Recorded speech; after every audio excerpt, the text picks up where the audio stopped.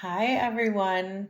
So, I recently did a love reading regarding the person in your life. So, I also wanted to do a singles reading. When I do work with chakras, one important element that continues to come up is interpersonal relationships. And so I feel that whether you're a part of a couple or if you're just living your single life at the moment, I feel like that's a real reflection of our interpersonal relationships and how our chakras are affected. So I figured this was a good time to also do a singles reading to see what comes up for our singles out there in the collective consciousness. So what I like to do first is I like to see about past relationships and maybe what you've learned and how you've healed from those.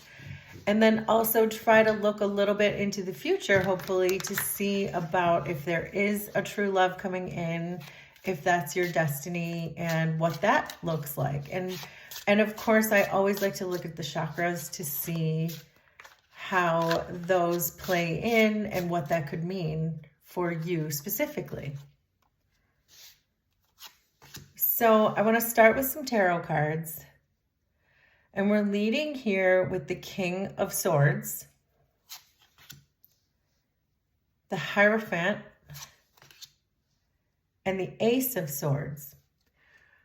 So immediately what this tells me about you and your current situation is what you're looking for is someone who's going to give you the honest truth, someone who's going to give you the straight dope.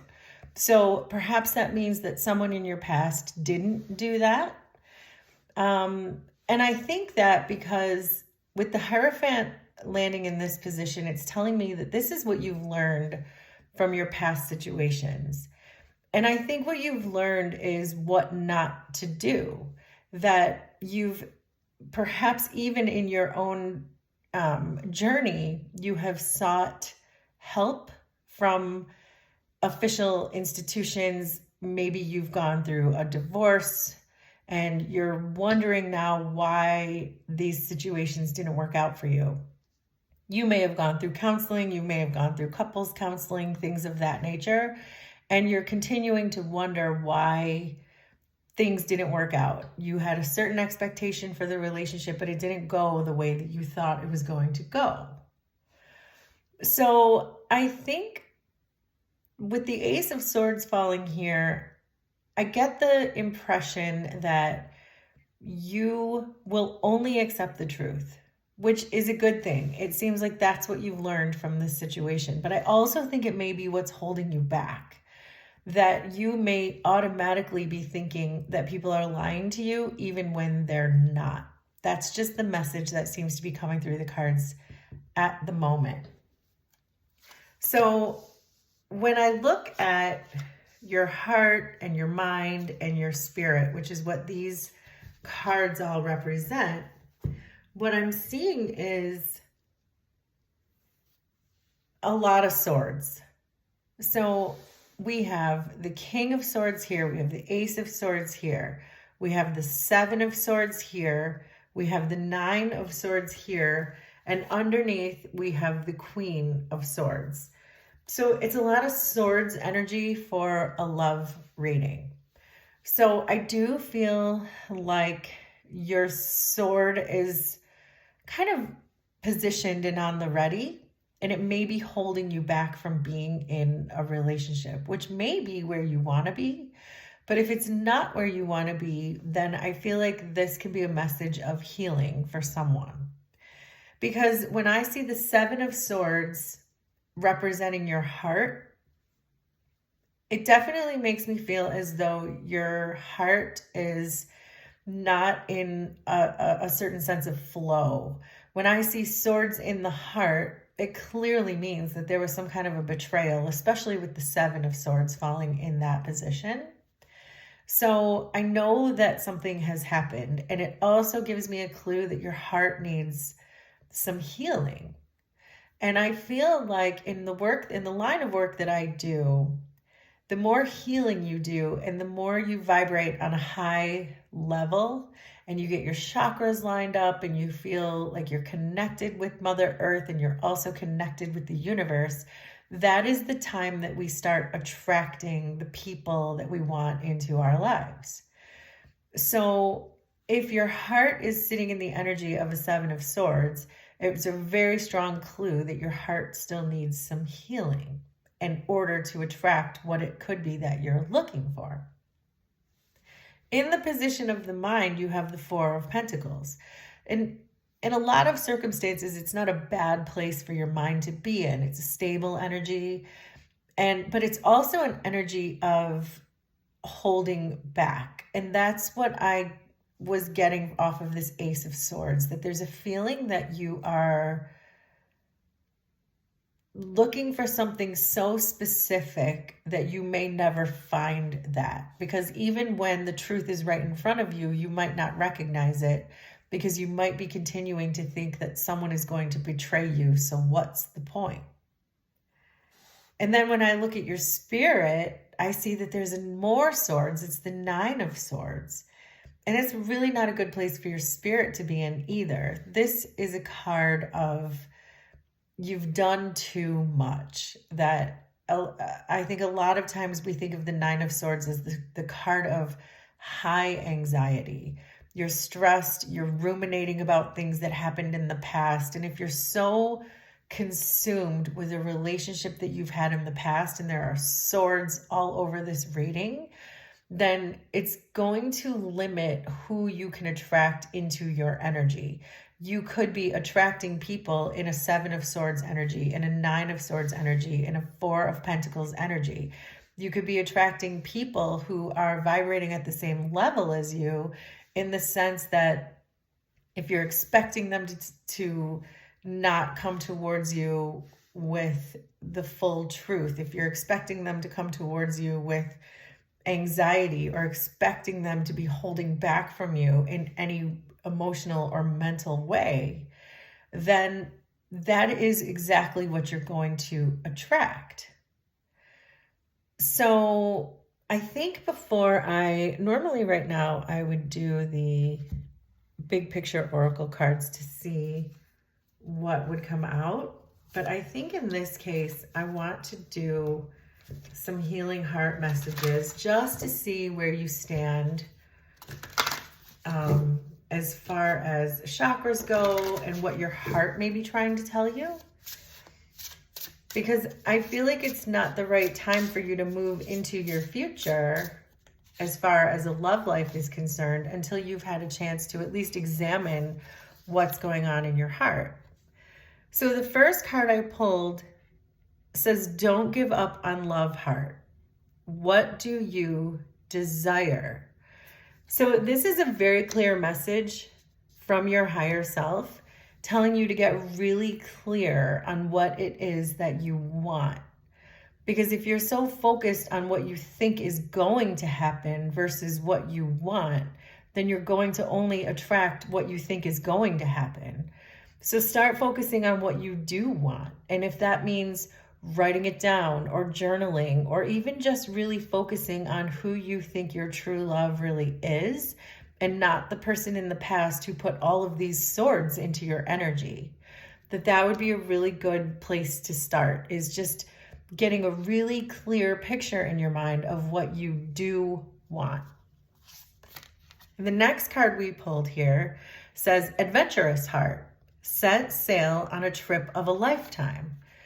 So that's a very encouraging card in the sense that once you figure out what you want and you do your healing, then the love is going to come in. And you may even end up with an adventurous partner, but hopefully we'll get some more out of that as we do the next layer of the energy.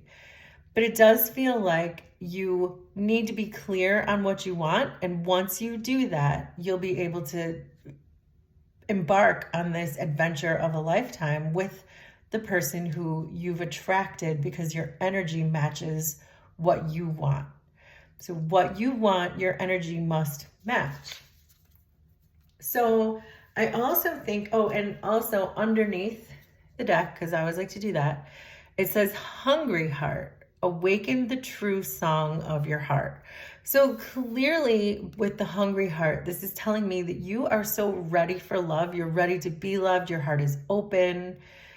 But you have to really understand, again, by hearing this particular line that says, awaken the true song of your heart.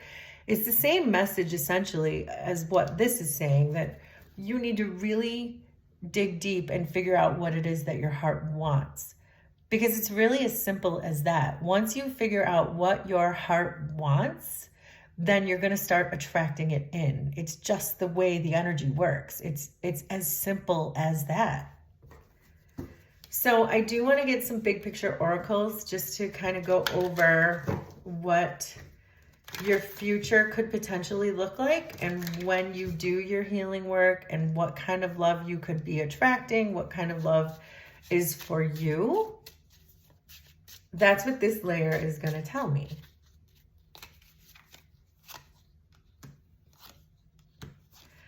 So first of all, I love that we started with the lightning. And the reason why I love this in this position is because it's basically backing up what I just said, that once you get into alignment, when you heal your heart and you figure out what it is you do want, it's going to come in fast, because the lightning card is the card of unexpected things that come in hot. So I do get the sense with this falling here that when you do this work, which is not even, it feels like you're not even that far away. You just have to concentrate. You have to stop focusing on what happened. And I know I'm repeating myself, but I tend to do that, especially if I'm channeling. But if you stop focusing on what happened and start focusing on your dream. So whatever that means to you, if it means watching more Lifetime movies or whatever it is, that there's something there, there's something out there that you want, and imagine that in your life. And when you start doing that, it's going to come in faster than you think. With the pig falling in this position, this means that when you meet your person, there's going to be like an indulgence of attraction. You both are going to be so drawn to each other, which is really refreshing in the sense of this reading that's going on right now, because we're talking about alignment. And when you are aligned with someone, you're going to feel this indulgence of attraction and this indulgence of love. And just you'll want to spend every waking minute with each other, because you're in the exact same alignment with each other. You're not forcing anything. It's just happening on a natural plane. It's happening organically and in a big way. And that's what this is telling me. So far, this reading feels really good. And in this, with the broom falling in this position, because this is my position of what your person is going to be like, there's a broom falling in here. So this tells me this is a really hard worker. This is someone who's dedicated not only to their work, but they'll be dedicated to the relationship. So if you were to think about who you want, who you desire, then if a hard worker and an attentive person and someone who puts as much attention into the relationship as you put into, if that's part of your criteria, then of course you're going to attract that person, which is why that's falling in this position.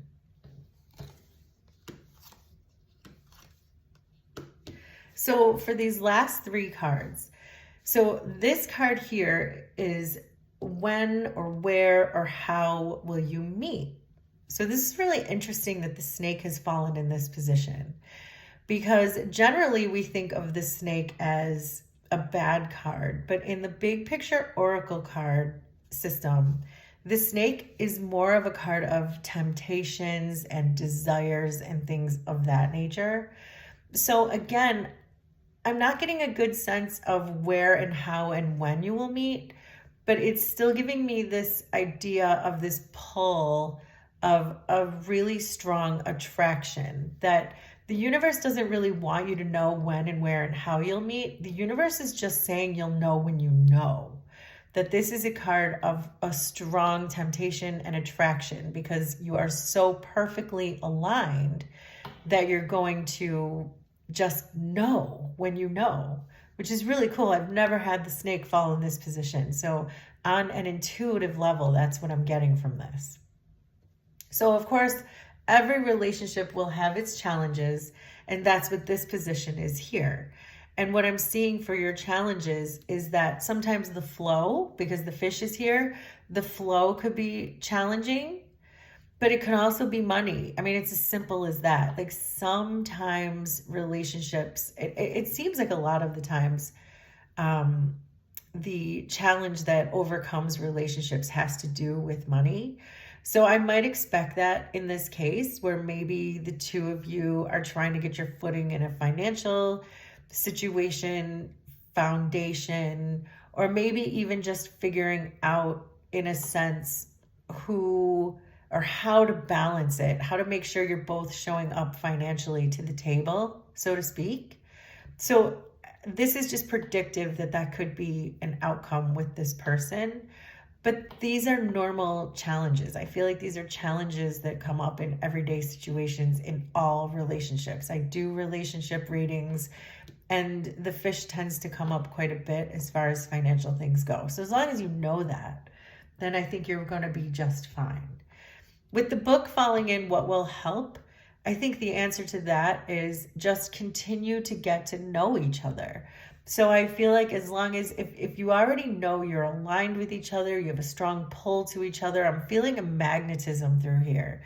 That if you already know that you're meant to be, then this is almost saying to go with the flow and learn more about this person. If this has nothing to do with money, because it might not, this is a real sense of going with the flow and learning about your person. So another key element to beginning new relationships is often that we don't always go in with a clear head, especially if there's magnetism, if there's attraction, if you're tempted by this person, you already know they're a hard worker, they check all your boxes.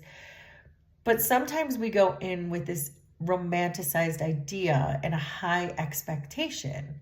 So if things aren't always flowing with this person, it may be because there are still things you don't know about each other. There are more things that you have to learn about your future partner.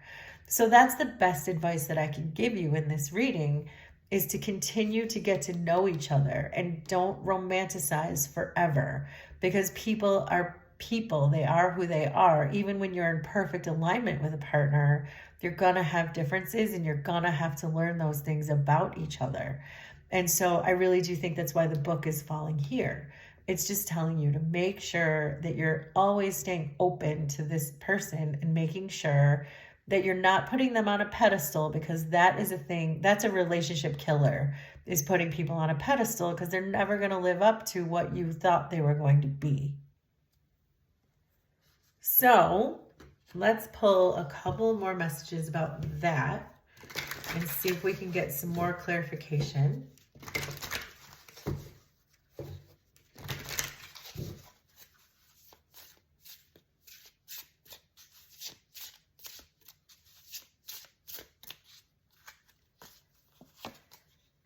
So do you guys see this? The first card that we pulled says shock, sudden change, shocking news, surprise and epiphany, transformation. Well, don't you think that looks exactly like this card that we pulled, which is exactly what I was just talking about, which is exactly why I love cards? Because what I said was it's going to come in hot. It's going to come in fast. You're going to be shocked at how fast this person enters your energy once you do become in alignment with this person. That is exactly what that is telling me. And then the next card is the chaser. So here we go. So this says fear of abandonment, chasing, and codependencies. So this is where I'm saying if things don't start flowing right away with this person, even if you are in perfect alignment, you don't have to be scared of this card. This can be a scary card in certain situations, but not in this one. In this case, this is telling me that if you're not in flow with this person, and if they're not giving you exactly what you expected because you had them on some kind of a pedestal, then you cannot, absolutely cannot, your fear of abandonment. Okay, so let me rewind just a bit. Your fear of abandonment, which can be represented by these Four of Pentacles, which is representing your mind. Your mind is telling you you're going to be abandoned. So if you're not in the flow with someone, your mind could start playing tricks on you that this person, it means they're going to abandon you. But the answer is not to chase this person. That is not the answer. The answer is to get to know them better. And instead of assuming that they're running away from you, because I have no evidence right now on my table that they're going to run away from you, the evidence is that they're going to be good for you. But if there is something that's going out of line, then or out of alignment is a better way to put that. The answer is to communicate with the book and to make sure that you're constantly getting to know this person so that you can understand why you're not in the flow. You can understand what happened and you can quickly get back into alignment. And I think that's really the message here. So the strongest messages, because there's a lot of energy coming off of this card, I can feel it. And there's a lot of energy coming off of this card, I can also feel that. So what this is telling me is you have two things to do in this order. The first is to make a list, journal, whatever you want to do, watch romantic movies, figure out who it is you do want and focus on that. And then when that person comes in so fast that you'll be in shock, because we have confirmation here that it's going to be a shocking situation for you, let everything flow. And when things don't flow, do not chase. If you start chasing, that's going to be the demise of the relationship. I feel like you might have a propensity to do that, which is why that card is showing up. And that's okay. We all do it. Abandonment issues are real. But in this case, the best advice that I can give you is to just talk to that person and try to find out why you fell out of alignment and give them a little bit of space. And that's really all you have to do. So I do think that your person is coming in and your person is coming in faster than you think.